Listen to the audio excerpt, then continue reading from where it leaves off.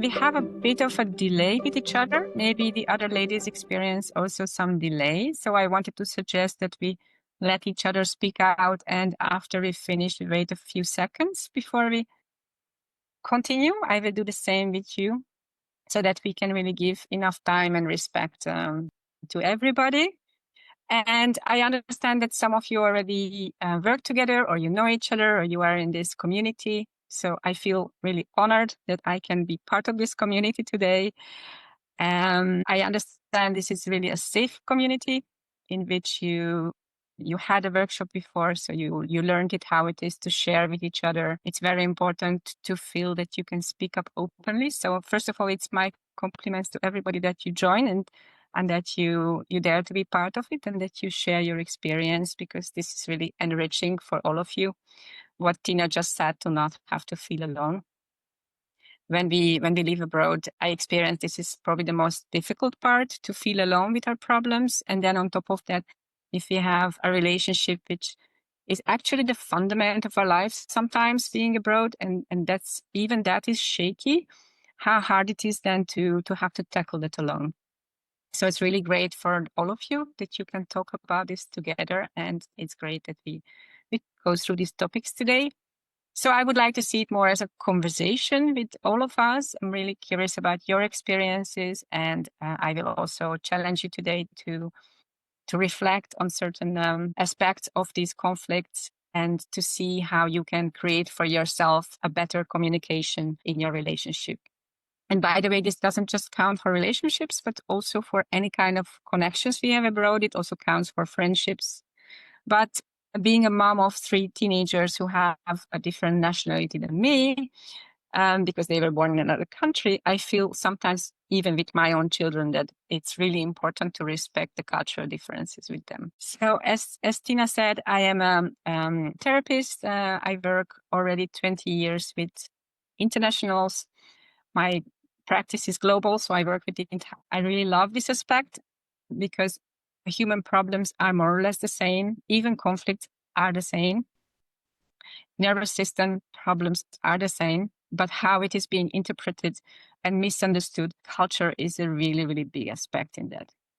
So that's why it's also a very dear topic to me, why I really enjoyed joining Tina today in this workshop, because I feel that this kind of misunderstandings because of cultural differences feel just really much bigger than in any other situation. At the same time, I must say that I really respect international couples, and I believe that they are actually stronger because they have to go through so many more challenges than couples from the same nationality. They just really grow faster together. Sometimes they are even forced to grow faster together because they have no other choice than to move in together from the beginning, for example. Maybe they don't speak the same language, so they really, really have to do more their best to understand each other, and they need to have more patience. And because of that, they just really grow faster into a strong team. So maybe we can have a look at the goals for today, Tina. Some words in the beginning, but I'm really curious about you ladies. If you are willing to share, I will invite you at various points of this presentation to share and to have a conversation with us. I'm really curious what your experiences are. So yeah, today we will try to understand escalations, what it means to you. What is even a fight for you? What do you even understand under this? What are your triggers? Which tools you can use to de-escalate? And how can you communicate better to reach the point that you can also repair? At the end, we will have some reflection, of course, and see if we have time for some Q&A. Can we skip this part? I would like to ask you actually to take just 2 minutes to connect to this topic that you come with today. So I just wanted to ask you to have a little bit of a mindful moment, even just to land into this discussion today, because maybe you had a working day, maybe you were busy before, maybe you just signed in a few minutes ago and actually you were exhausted with something. It's always nice to take just 2 minutes to really land in this workshop and in this group, to feel really safe and really have our attention on the topic. So I would like to ask you to, if you can take 2 minutes of mindfulness, and how you want to do it, it's up to you. Just if you can connect with yourself, you can do it by closing your eyes, or you can do it just by focusing on your breath, and or put your hand on your heart and connect with your feeling. Just notice if you are sitting in a comfortable chair, that the chair is really holding you, if your feet are grounded, and just really notice, what do you feel in your body now? How do you sit here? Are you still exhausted by the day? Do you feel some discomfort? Do you actually feel safe? Should you change something to feel better? And just notice for a few seconds what you feel in your body. Just notice how the air feels as it enters and leaves your body. And now I invite you to gently bring your mind to this workshop.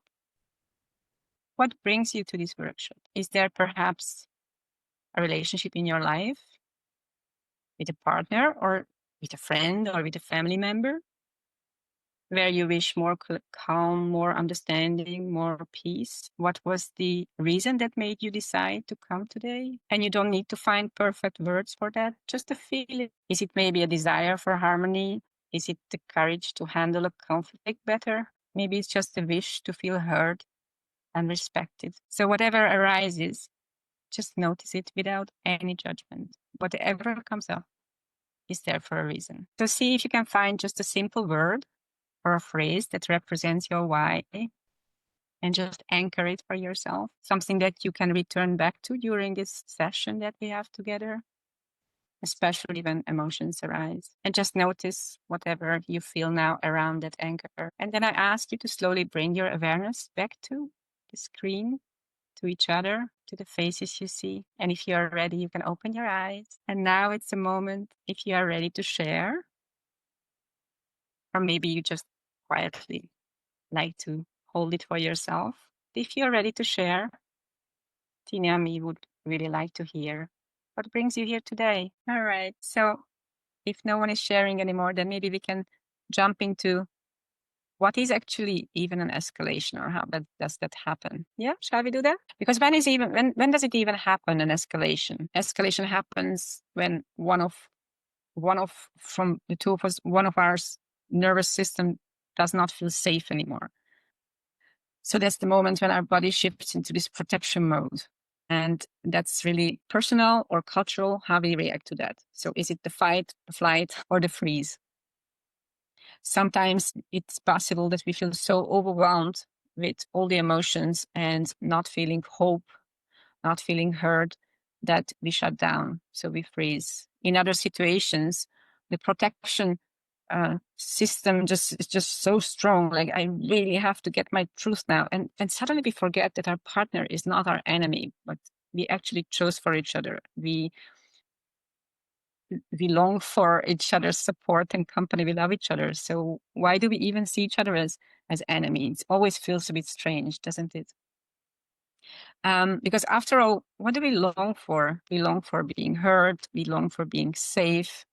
We long for feeling that we are always supported by the other. And when we feel threatened in that, then yeah, it can happen that we question, is the other even caring about me? Am I even safe with the other? Do I matter to him? So let's see where we stand with the sheets. Yeah, understanding the escalation. Yeah. So what plays a role here, and maybe this is a moment to bring in some examples, is what we just said, the intercultural misreads indeed. So I worked with this couple, Italian and German. While the Italian lady grew up in a family where love meant expression, it meant discussing, because expressing, maybe even expressing passionately and with loud voice, was their way of showing love and respect to each other. While for the German partner, it really felt like a threat. Maybe some of you are from Germany, so you can add to that later. What is that in your culture? But when, for example, the Italian lady saw the German partner to not react to her passion, or she really wanted to discuss certain problems, then she interpreted it like, so he's cold, he doesn't love me, he doesn't care about me, I don't matter to him. And then it immediately is a threat to the nervous system that goes into escalation. So Another example is it was a couple, let me think, a Ukrainian lady and a Dutch partner. There, another aspect is direct or indirect communication. For example, in Eastern Europe, I'm myself from Eastern Europe originally, so we do not directly tell about our emotions because we don't want to be vulnerable to our partners. And while the Dutch culture, because I've been living in the Dutch culture for more than almost 30 years now, it's very important to express yourself. You are very direct. The quicker you tell it and the more open you are, the more you actually express respect and love to your partner. So that's a huge clash where they just could not understand each other. So this is how we can see how many actually different cultural aspects can play a role in an escalation. And some of you already mentioned a few examples that then can create this conflict. So what is actually escalation? Maybe you can think about it yourself. Maybe it's good to see these escalations not as bad behavior from our partner, like, okay, this person is not mature or does not respect this relationship, but it's just really a protection of the nervous system. It's something sometimes even just biological. And deep down, if we manage to ground ourselves in that moment and recreate that connection with each other, and that's actually the most important. I would love to talk about later when we are talking about the tools. When we manage to feel that with each other and feel safe in the conflict again, the connection is recreated, and then these cultural aspects can be expressed and discussed, and you can get to the repair. So yeah, let me see if you can have a little reflection moment now. Yes, exactly. The personal triggers. So see if you know it for yourself. What is actually the trigger, the most typical trigger that you can feel in these conflicts with your partner? Is it the tone? Is it the words? Is it the topic? What is that actually? If any of you like to share about that, like what do you even notice is your personal trigger? For me personally, it's definitely the tone. And having a Portuguese partner myself, sometimes it's difficult because they just talk louder and more passionate.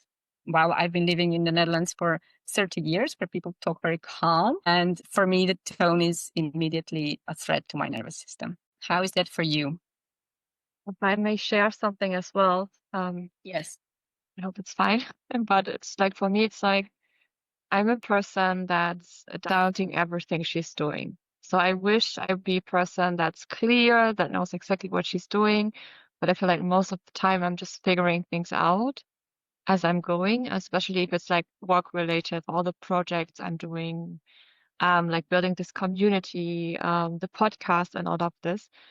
And sometimes I feel like in our relationship, so this is a big, big trigger for me because I'm very passionate about it. And sometimes it just needs a question from natural, like, why are you even doing it the way you're doing it?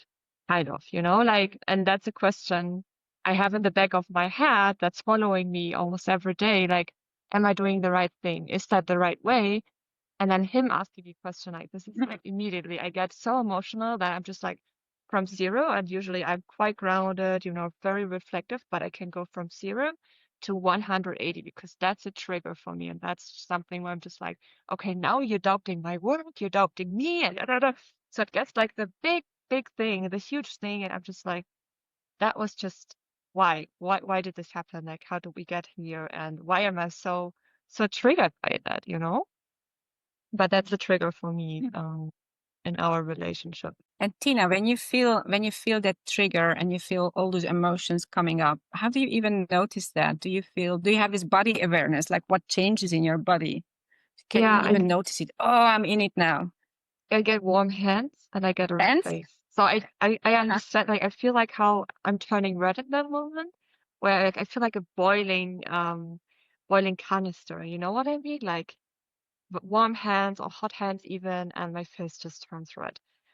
So what we did, and I think we're gonna get to that later as well, if a situation like this arises, and it works very well for us, is that I take myself back and I leave the situation for a moment because I know, like, okay, if I'm going to say something now, it will escalate. Because what I'm going to say now is actually something I don't want to say. That's something I don't really mean.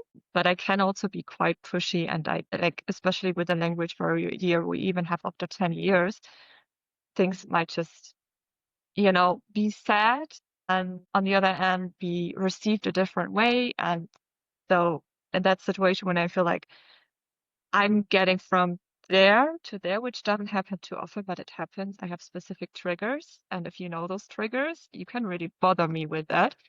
Where I'm just like, okay, Oh give me yeah. 5 minutes. I have to leave. Give me 5 minutes, but I can't. I can't right now. I can't. Oh yeah. Oh, that's an interesting one because sometimes these couples even know each other's triggers, right? Is that what you mean? Mhm. And then it can feel like, oh, but he knows it. Why is he still not understanding that? Mm-hmm. Yeah. So then Yeah. we can turn into very external oriented and not focusing on that. Hey, maybe I can also soothe myself. I can also comfort myself in that moment before I express, hey, what do I feel? What happened here? So what other triggers are there that you girls notice? Yeah, what we talked about is recognizing indeed the signals, like what is your body saying? Because sometimes, like what you were telling Tina, you already feel your hands are getting warm. So you know, okay, now I'm in this heated moment when I'm so emotional. Maybe this is not the best time then to escalate the situation or to discuss a topic, but see how I could calm down. What do I need in that moment? Able to get a glass of water or just take a 5 minutes pause can already help self-soothing so that we can calm down. Okay, so I'm really emotional and I totally understand my emotions, but let's see if it's a good idea to talk it from that emotion, or I just need take this little pause and I will come back to the conversation. Sometimes it even helps to then say it like, hey, I really feel really emotional in this moment. I really want to discuss it with you, but I can't. So I need 5 minutes or I need 10 minutes and let's come back to it. It's a respectful way to avoid actually this heated explosion. And so that the other knows that you're not running away. So it's not a flight from the situation, but it's just really, a self-comfort, keeping the connection. Well, actually, this is already a way of keeping the connection. Also, if you can remind each other, hey, we are in this together. So even if we have this discussion now, it's good to name the process that, hey, we are stuck now. We are stuck in this, but we are in this relationship together. We chose for each other. So let's remind each other of our intentions. What are actually our intentions? We do love each other and we do want to live this life together. So let's just remember, even though we are both emotional and we both have a different view and we might feel hurt, we are still together. We are a team. So keeping the emotional connection is very, very important. I noticed with some couples that it helps them, for example, when they create a physical connection while they are fighting. For example, I have this couple who then decide to hold each other's hand, and by feeling each other, it already calms down a bit their nervous system. So they feel already more safe. Another couple, for example, what they do that when the escalation starts and they notice it, hey, we are stuck in this now. Let's just take a pause together. So they just stay in the same room and they say, okay, let's just take 10 minutes break, but we will stay in the same room. We will sit next to each other on the couch and we both process. And after that, we come back to the connection. In both cases, you see that they keep the connection, even though it creates this safe feeling. Hey, even though we have a different opinion or we cannot solve this now, or we are really irritated or an old hurt is still there, but we are a team, we are connected, we do this together, so we are safe. And that's really, really helpful for the nervous system. Yeah, that's, I guess, what we say here, that step back before discussing and take a deep breath, take 10 minutes silence, but always communicate it. Huh? So I need to understand myself. I need to calm down. It's not about you. It's me. and let's come back to it in 10 minutes. Very important is to do come back. Sometimes you have couples who then do not come back, but pretend, oh no, everything is solved, and then nothing happens. So it's very, very important to come back. If it's 10 minutes, if it's an hour, to do come back and check, hey, how are your emotions now? Can we talk now? And if the other forgets this, then just remind. No, it's really, really, really important. Maybe we can go to the next sheet. Sometimes it also helps to just speak out what you see, so to speak out the process between you, because then you're not talking about your topic anymore, but you talk about the process between you. So imagine that you would tell him, hey, I see that it's really difficult for you. This is the moment that you really need to flight now. Maybe then he feels understood in that feeling that he cannot take it anymore. So you can just try to speak that out. I see it's difficult for both of us, and we are in it together. I see that for you, this is what you need now. Yeah. Is there something I can do, or is there something we could do together so that you do not run away, that you do stay in the same room? Understanding and care with that. I understand that when we are in this heated moment, it's not easy to show love and care. We are here today because we want to take our responsibility in this relationship. So it's always up to us to try to experiment with this. And of course, it takes some time to try out what works. But in generally, people flight for a reason, because they feel overwhelmed, because they feel really deeply hurt, because they feel no hope. So if you can show understanding in that, not in the topic, but just in that, how difficult it must be for you that you want to fly. Assertive communication. I know that, Tina, you will also give a workshop on communication. So we can talk a little bit about assertive communication, because that's also something that typically goes wrong in these conflicts. And it can be cultural, it can be personal. In generally, when we start using the word you, then you're already lost. The escalation explodes. Assertive communication means that we always talk from the I form. So maybe it's something that you can practice in yourself. Maybe something you already do. Many people use this technique at work or with friends, but sometimes with our partner we forget it. And trust me, I'm a therapist and I forget it sometimes too. So it's we are all humans. But definitely when we speak from the I form and we show up in a very authentic way, honest and open. So I feel this, I experience this, I have seen you doing this, and I felt this, always from the I form, then the other person already feels calm, because there is no attack, there is no blaming in it. So it's the I feel this happened to me, and can you please, when X happens, I feel epsilon. Yeah, that's what we broke down. So always focus on this is my experience. It's not the truth, because when we say you did this or because you did this, this is immediately the impact on me. We kind of put the responsibility on the other person, but it's very important to not pressure the other with that, because that's when the escalation starts. When we talk about just our experience, I felt it. I need to find out where it comes from. Can you please next time do it in a different way? It's already, being understanding and caring. Then it already gives space between two people to feel safe with each other. Maybe we can go to the intent.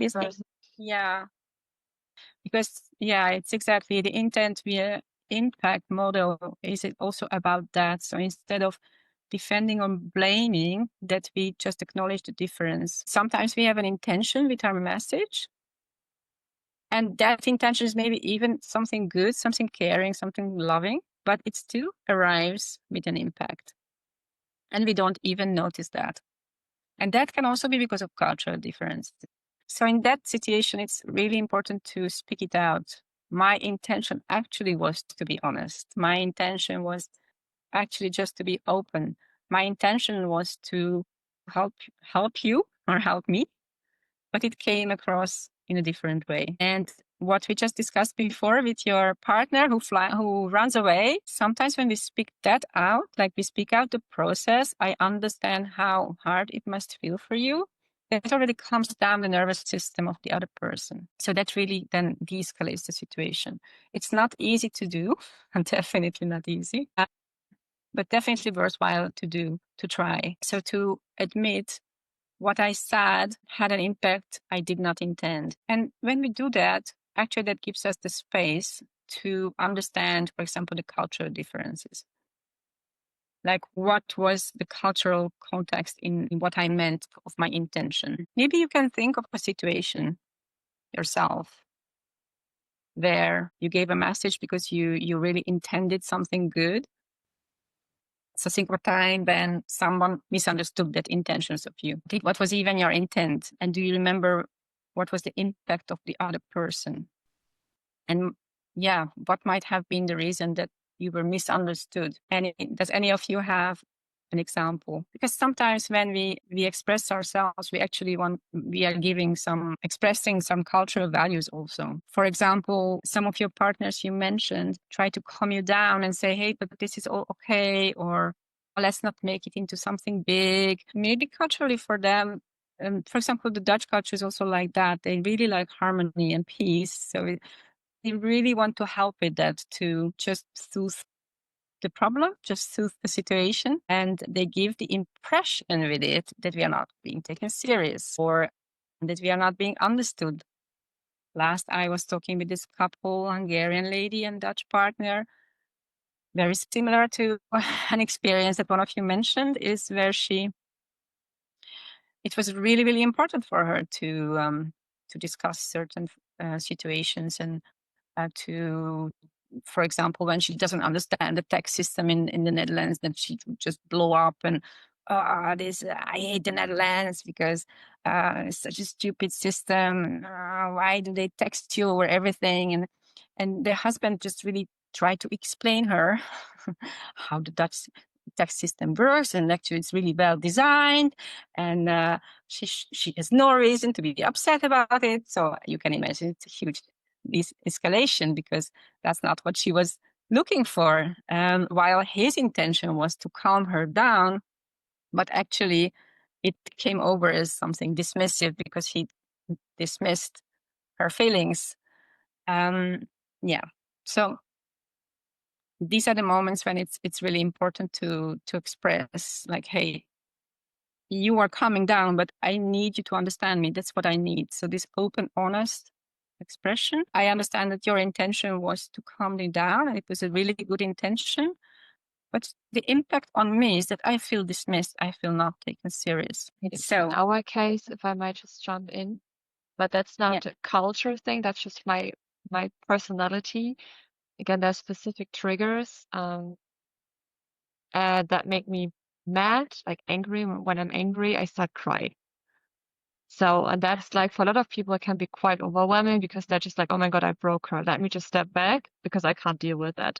While else for me, it's just like sort of relieving myself. You know, I understand why I'm doing this and I am fine with it. But what we did, for example, that when this happened, especially in the beginning of our relationship, when we tried to figure things out between long distance, eventually moving in together, I was so depressed while living in Miami. So the first time I moved abroad, many of you know our personal story as well. And there were moments where I was just so frustrated and so mad that while in an argument, I was just crying. I was just crying my eyes out, and I know that this helps me to cope with things. But I needed Nacho to understand it's not his fault. I need it for myself in that very moment, and that he can let me be, and I don't need he doesn't have to treat me like a raw egg because of he should just keep on, you know? It's just like, I just need to cry right now. It's okay. And he understands you with that now. He knows that from you.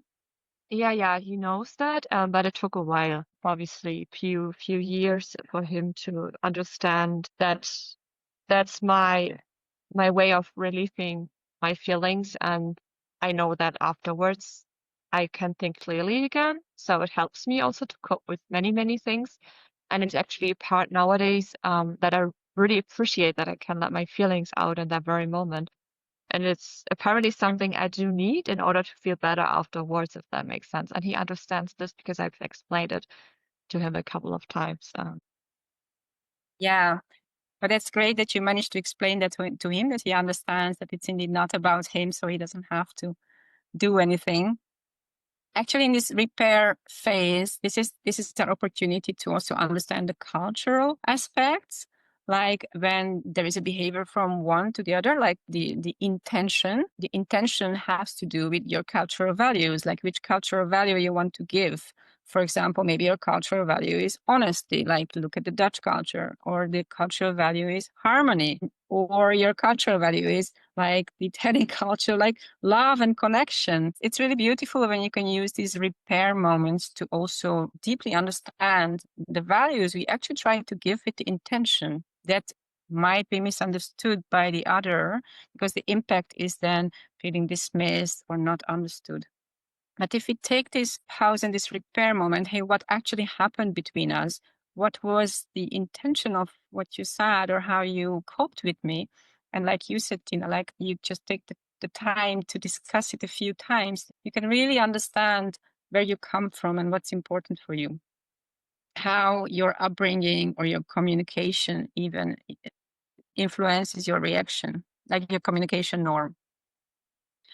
Like we find out, hey, maybe in your culture, direct communication is really important, like in the Nordic cultures and in the Eastern cultures, we are really afraid to be direct and not express ourselves. So yeah, these repair moments are actually really, really important for the growth in the relationship. And that's why in the beginning we said that international couples are actually stronger in this way, because they get confronted with so many more misunderstandings and problems with each other that they learn much quicker, and they make also more effort to really understand each other. Thank you. Now, I do have a question to you, one last question. Do you sometimes define it for yourself how you would like your partner to react to you, to be able to re-engage safely again? Like some of you said, I really would like to get a hug. The other said, I would really like to have a few minutes so I can process. Do you know it for yourself? What you actually wish from your partner so that you can feel safe again. If anyone likes to share. We're very good with the time because that's basically, I feel like we've done this just now, just naturally, right? Correct me if I'm wrong. Yeah. If we have a little time, then maybe you can have a short self-reflection, like based on what we discussed today with each other. Is there one thing that you would do different next time? What is that? And if you have a question about it, we are still around so we can talk about it.